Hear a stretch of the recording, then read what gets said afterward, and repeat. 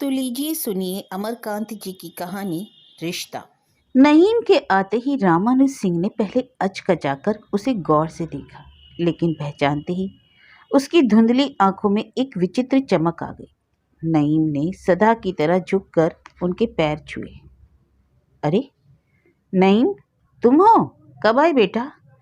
आओ बैठो, रामानुज सिंह ने खाट पर एक और खिसकते हुए कहा। भीतर अम्मा से मिलकर अभी आता हूँ मास्टर साहब, मैं आज ही आया हूँ। नईम जल्दी से घूमकर घर के अंदर चला गया। चूंकि उसके हाथ में मिठाई का एक डिब्बा और कागज का एक बड़ा पैकेट था, इसलिए वह संकोच कर रहा था।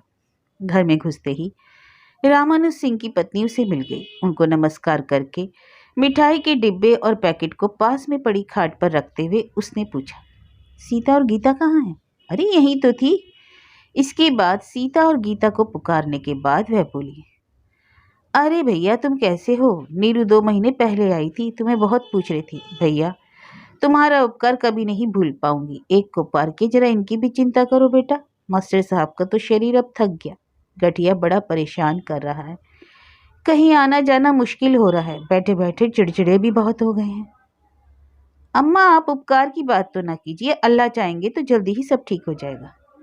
हाँ भैया तुम बड़े अफसर हो, तुम्हें अच्छे अच्छे लड़के मिलते होंगे। मेहमान बाबू से भी कहा है, आजकल लखनऊ में हो ना? जी हाँ अम्मा। इतने में सीता और गीता दौड़ती हुई आई। भैया नमस्ते, भैया नमस्ते कहने के बाद वे हालचाल पूछने लगी। सीता की उम्र 20 के ऊपर रही होगी और गीता उससे करीब 2 वर्ष छोटी थी। निरुपमा यानी नीरू की तरह वे गोरी अवश्य थी, पर उतनी खूबसूरत नहीं थी।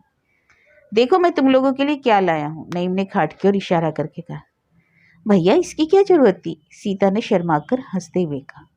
तुम तो पुरखिन की तरह बात कर रही हो सीता, खोल कर देखो ना। सीता और भी शर्मा कर मुंह पर हाथ रखकर हंसने लगी। फिर गीता ने आगे बढ़कर पैकेट खोला। उसमें सबके लिए कपड़ा था। मास्टर साहब के लिए धोती और कुर्ते का कपड़ा, उनकी पत्नी के लिए साड़ी और ब्लाउज तथा सीता और गीता के लिए कुर्ता सलवार के कपड़े। कपड़े सभी बहुत अच्छे थे, सभी बहुत प्रसन्न हुए। दुनिया बदल गई पर तुम जरा भी नहीं बदले। नहीं, हमें कोई लड़का तो नहीं, पर उसकी साथ तुमसे पूरी हो रही है। तुम बैठो ना। अरे सीता, तुम लोगों को लूर सहूर कब आएगा? भैया तभी से खड़े हैं, कुर्सी लाओ। गीता दौड़कर कुर्सी ले आई। नईम कुर्सी पर बैठकर सीता और गीता से उनकी पढ़ाई की बात पूछने लगा। सीता प्राइवेट एमए की परीक्षा देने वाली थी और गीता इंटरमीडिएट पास करके बीए में पहुंची थी। यह सुनकर नईम ने वादा किया कि शहर जाते ही वह उनके लिए किताबें भेज देगा। इसी समय मास्टर साहब रामानुज सिंह भी बाहर से भीतर आए। सर मेरे को ना बहुत गुस्सा चढ़।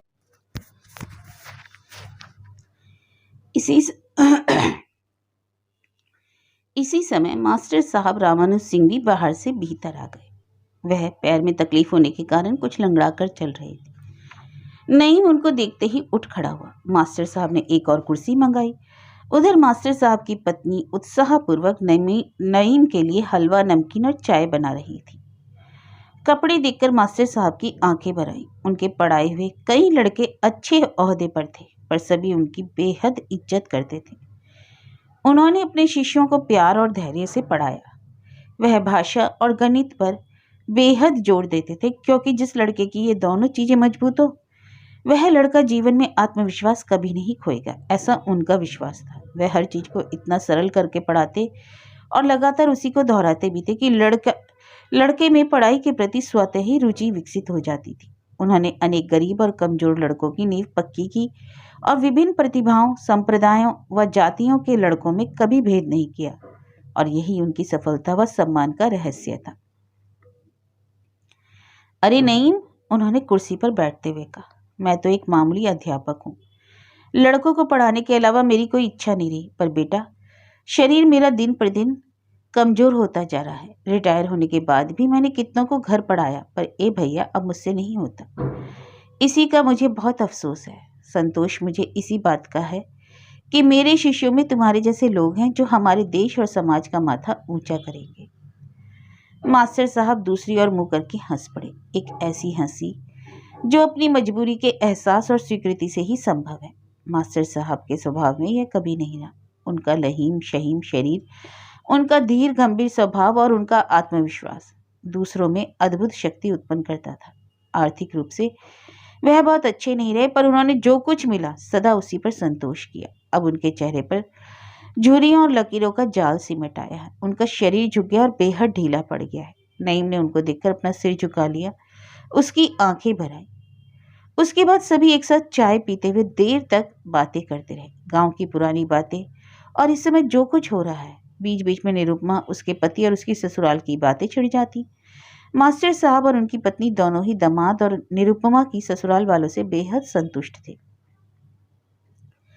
नईम वहां से उठा तो गांव के लोगों से मिलने गया। सभी उसे देखकर बेहद खुश हुए। नईम ने गांव का नाम रोशन किया था, गांव के हर व्यक्ति का माथा ऊंचा किया था। आसपास के गांव में कोई आईएएस अफसर है? नईम ब्राह्मण ठाकुरों के घर गया और अपने संप्रदाय वालों से मिला।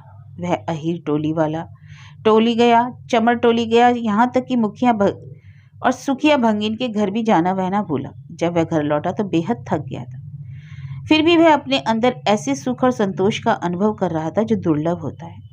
पर रात में नईम को देर तक नींद नहीं आई।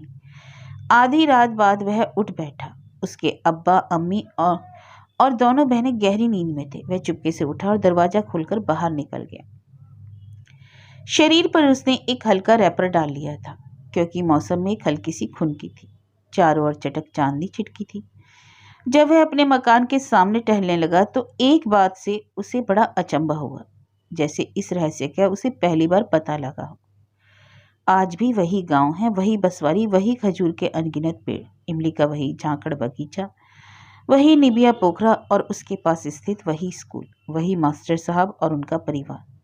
बहुत कुछ वही है जो पहले था, पर इतने पर भी एक ऐसा अभाव है जो आज बेहद खल रहा है और जिससे अचानक सब कुछ आज बेहद सूना लग रहा है। उसके सामने निरुपमा का चेहरा उभर आया। लंबा पतला शरीर, छोटी नुकीली नाक, बड़ी बड़ी भावपूर्ण आंखें, विश्वास पैदा करने वाली दृष्टि और वाणी। इसके बाद निरुपमा एकदम छोटी बच्ची बन गई। वह स्वयं एक छोटे बच्चे के रूप में नजर आने लगा, गंदे और फटे कपड़ों में लिपटा हुआ। वह और निरुपमा यानी नीरू प्राइमरी स्कूल में एक ही साथ पढ़ते थे। उसी स्कूल में निरुपमा के पिता रामानुज सिंह भी अध्यापक थे। मास्टर साहब के पास खेती बाड़ी भी थी, जिससे उनकी गृहस्थी की गाड़ी ठीक ठाक चल जाती थी। नईम एक गरीब जुलाहे महजब का लड़का था, जिसका परिवार भयंकर तंगी से गुजर रहा था। नईम एक एक चीज के लिए तरस जाता, पहनने ओढ़ने के लिए ना ढंग का कपड़ा और पढ़ने के लिए ना ढंग की कॉपी किताब। दोपहर को जब स्कूल में आधे घंटे का अवकाश होता था तो बच्चे छत्ती की मधुमक्खियों की तरह भर भर कर बाहर निकल आते और जुम्मन खोमचे वाले को घेर लेते।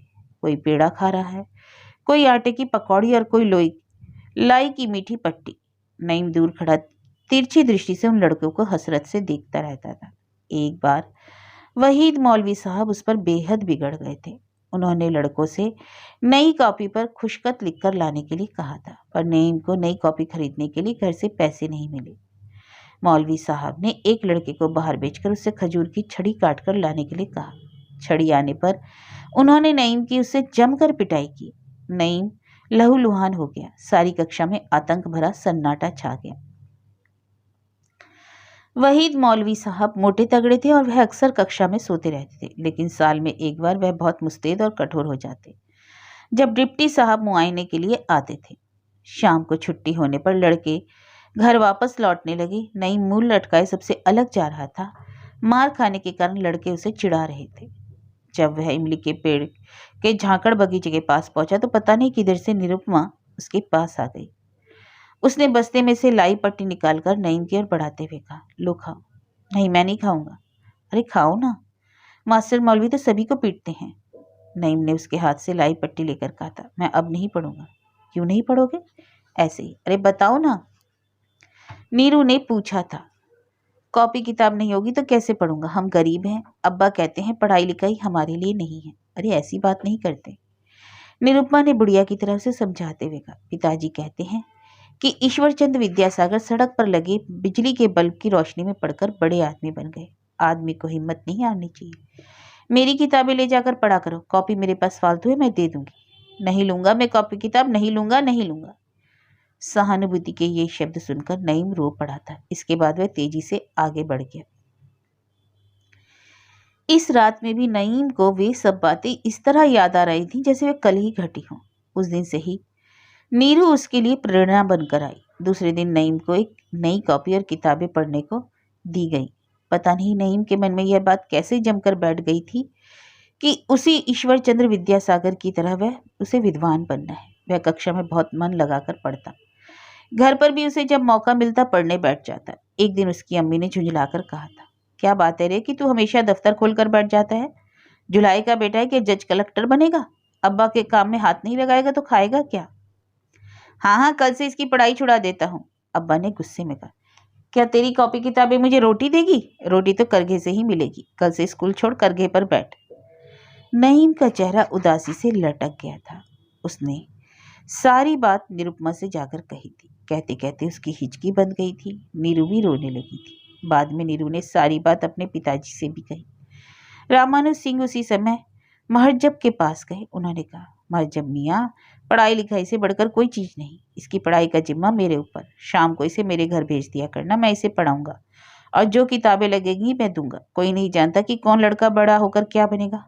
हो सकता है तुम्हारा यही लड़का आगे चलकर बहुत बड़ा आदमी बने। माँ बाप का फर्ज है कि वे अपने बच्चों को पढ़ाने में मदद करें। बात तो आप ठीक कह रहे हैं मास्टर साहब, पर हम लोग यह सब क्या जाने। टहलना बंद करके नईम फिर घर में आकर लेट गया, पर नींद अब भी उसे नहीं आई और घटनाएं उसका पीछा करती रहीं। टहलना बंद करके नईम फिर घर में आकर लेट गया, पर नींद अब भी उसे नहीं आई और घटनाएं उसका पीछा करती रहीं। मास्टर साहब के कहने से पढ़ाई बंद नहीं हुई। वह रोज शाम को मास्टर साहब के यहाँ पढ़ने जाने लगा। फीस, कॉपी और किताबों से मास्टर साहब ने उसकी हमेशा मदद की। मास्टर साहब उसको बेहद चाव से पढ़ाने लगे, जैसे यह उनके जीवन की सबसे बड़ी चुनौती हो।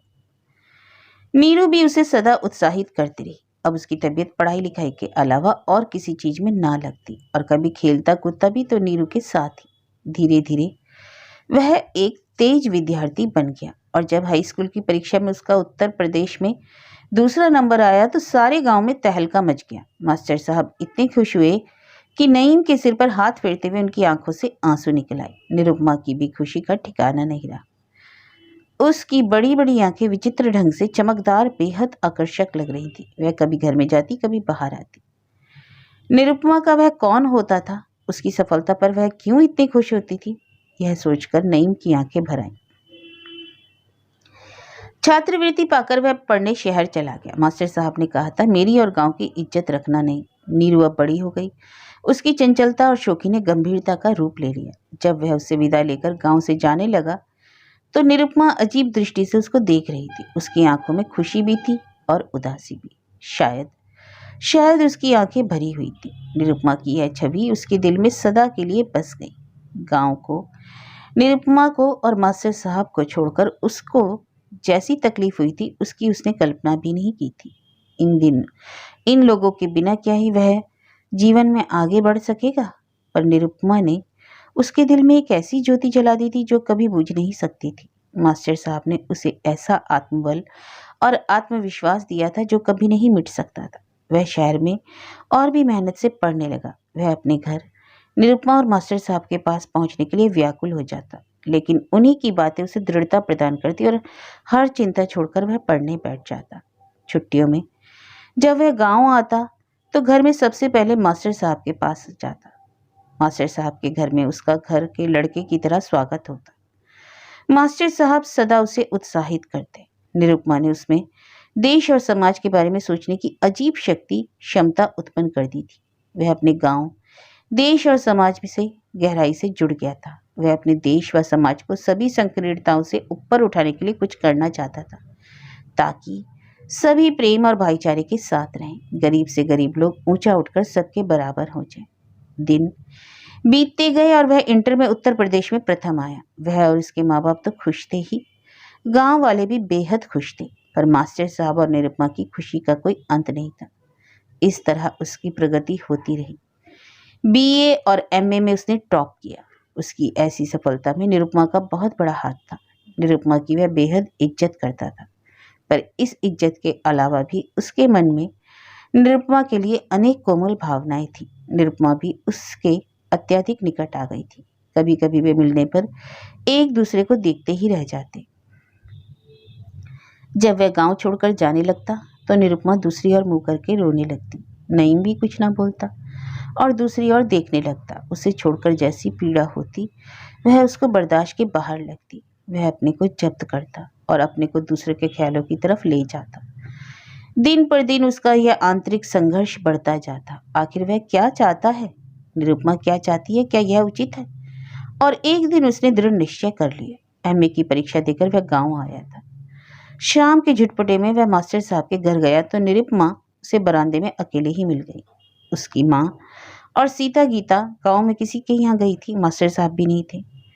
उसे देखते ही निरुपमा ने उसका हाथ पकड़कर कांपते हुए स्वर में पूछा, तुम कब आए? नईम का दिल रोने को हो उठा, लेकिन बड़ी मुश्किल से उसने अपने को जब्त करके दृढ़ आवाज में बोला, नीरू, तुमसे अधिक प्रिय मेरे लिए कोई नहीं, पर हमें और बातों का भी ख्याल रखना चाहिए। मास्टर साहब रिटायर होने वाले हैं। हमारा समाज जैसा है वह तुम भी जानती ही हो। अगर हम कुछ फैसला करते हैं तो तुम्हारी 2 बहनों का क्या होगा? उसकी वजह से गांव में फसाद भी फैलेगा। मास्टर साहब का दिल टूट जाएगा। उन्होंने मुझ पर जो विश्वास किया था वह खंड खंड हो जाएगा। तुमने मेरे दिल में जो रोशनी जलाई है वह हमेशा जलती रहेगी, मुझे रास्ता दिखाएगी। वही रोशनी मुझे अब भी रास्ता दिखा रही है और इसकी वजह से ही मैंने तुमसे ऐसी बातें की। नीरू उसका हाथ छोड़कर सिसकने लगी। फिर यह कहकर कि तुम ठीक कहते हो। नईम को छोड़ वह वहां से चली गई। नईम कुछ देर तक खड़ा रहा, फिर चुपचाप घर वापस लौट आया। कुछ समय के लिए तो उसे ऐसा लगा कि उसने बहुत बड़ा अपराध किया है, पर बाद में वह जितना विचार करता गया उसे अपना फैसला उचित ही लगा। दूसरे दिन निरुपमा से जब वह मिला तो वह हंस रही थी। वह बोली, नईम, तुमने ठीक ही किया, ठीक ही कहा था। इसकी वजह से तुम्हारे प्रति मेरे मन में जो इज्जत है वह और बढ़ गई। तुम मेरे लिए भाई की तरह हो। यह रिश्ता कभी खत्म ना होने पाए। और नईम ने इस रिश्ते का सदा ध्यान रखा। इसलिए जब वह आईएएस अफसर पास करके ट्रेनिंग में गया तो निरुपमा को वह एक क्षण के लिए भी नहीं भूला। विवेक उसका पुराना मित्र था और वह भी आईएएस में पास होकर उसी के साथ ट्रेनिंग में गया था। विवेक और निरुपमा की जोड़ी कैसी रहेगी? दोनों की जाति भी एक है। विवेक से उसने मास्टर साहब तथा उनके परिवार की कई बार प्रशंसा की थी। इस बार उसने विवेक के सामने निरुपमा की शादी का प्रस्ताव रखा। विवेक एक सुलझे हुए दिमाग का लड़का था जो दहेज वगैरह से सख्त घृणा करता था। तुम निरुपमा के पिताजी को हमारे पिताजी के पास भेज दो। तुम मेरे विचार जानते हो। तुम्हारी बातों पर मैं अविश्वास तो नहीं कर सकता। सब कुछ ठीक हो जाएगा। किसी प्रकार की परेशानी नहीं होगी। शादी तय हो गई थी और जब नईम के सामने शादी के बाद विदाई का दृश्य नाचने लगा। बाहर बरामदे में रामानुज सिंह, उनके सभी रिश्तेदार, पड़ोसी खड़े थे। वह भी सबसे पीछे दीवार से सटकर खड़ा था। भीतर से निरुपमा के जोर जोर से रोने की आवाज सुनाई पड़ रही थी। मास्टर साहब बार बार चेहरा घुमाकर इधर उधर देख रहे थे, गोया उन पर कोई असर नहीं। अचानक निरुपमा औरतों के झुंड के साथ बाहर आई। उसे अगल बगल से 2 औरतें संभाली हुई थी। वह बनारसी साड़ी पहनी रेशमी चादर ओढ़े थी। उसके चेहरे पर घूंघट था। उसके साथ आने वाली औरतें भी रो रही थी। सबके चेहरे आंसुओं से भीगे थे। निरुपमा के दाहिनी और उसका पति विवेक गंभीरता पूर्वक चल रहा था, पर नईम को ऐसी उम्मीद नहीं थी। निरुपमा सबके पास गई और उनको पकड़कर बुरी तरह से रोई। सबसे भेंट के बाद वह उसकी ओर बढ़ी। नईम पीछे हटने को हुआ, पर पीछे तो दीवार थी। निरुपमा उसको पकड़कर बिलक बिलक कर रोने लगी। अपने आंसुओं को रोकने के लिए नईम ने अपने होंठ भींच लिए। उसका कलेजा मुंह को आ गया। अंत में किसी तरह उसके मुंह से आवाज निकली थी, अरे पागल हो, तुम तो बार बार यहाँ आओगी। तुम्हारे घर के लोग बार बार तुम्हारे पास जाएंगे। अब तो चुप हो जाओ। निरुपमा से यही उसकी आखिरी मुलाकात थी। उसकी आंखों से स्वतः ही आंसू गिरने लगे और उसका चेहरा भीग गया।